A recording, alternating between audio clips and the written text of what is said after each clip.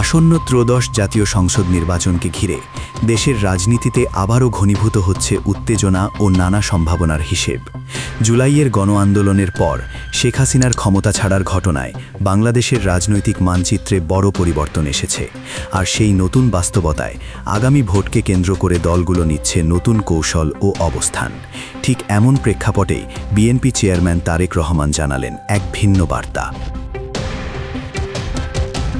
ইতোমধ্যে দলটির চেয়ারম্যান তারেক রহমানকে সম্ভাব্য পরবর্তী প্রধানমন্ত্রী আখ্যা দিয়েছে রাইটার্স সহ বিভিন্ন আন্তর্জাতিক গণমাধ্যম।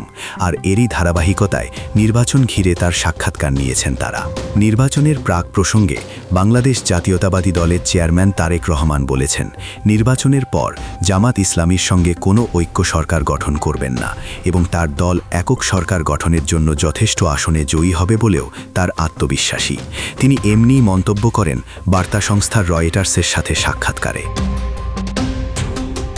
তিনি আরও বলেছেন, তার দল নিজেদের ভিত্তিতে বিরোধী রাজনৈতিক প্রতিদ্বন্দ্বীদের সাথে সরকার গঠন করবে না। তিনি বলেছেন, আমি কি করে আমার রাজনৈতিক প্রতিদ্বন্দ্বীর সঙ্গে সরকার করব, তারপর বিরোধী দল কে করবে।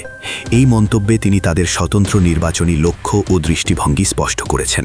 তিনি আরও মন্তব্য করেছেন, তারা জাতির জন্য সরকার গঠন করবে এবং গণতান্ত্রিক মূল্যবোধ, অর্থনৈতিক উন্নয়ন ও কর্মসংস্থান সৃষ্টি করার প্রতিশ্রুতি নিতেও দৃঢ় রয়েছে।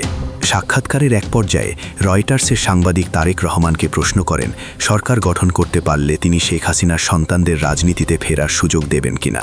জবাবে তারেক রহমান বলেছেন, যদি জনগণ কাউকে গ্রহণ করে, যে কেউ রাজনীতিতে ফিরে আসতে পারে, যা ভবিষ্যৎ রাজনৈতিক প্রেক্ষাপটে নতুন সমাবেশের ইঙ্গিত বহন করছে বলে মনে করছেন বিশ্লেষকরা। এদিকে জামাত ইসলামীর সঙ্গে ঐক্য সরকার গঠনের প্রস্তাব নাকচ হওয়ায় রাজনৈতিক পরিবেশ আরও কঠিন মনে হচ্ছে। নির্বাচনকে সামনে রেখে বাংলাদেশের রাজনৈতিক অঙ্গনে উত্তেজনা, সম্ভাবনা ও প্রতিশ্রুতির মিশ্র অনুভূতি বিরাজ করছে, যা ভোটের মাধ্যমে আগামী হালতা নির্ধারণ করবে। Icon focus 24 TV powered by 4D Fourth Dimension। আমাদের চ্যানেলটি সাবস্ক্রাইব করে আমাদের সাথে থাকুন।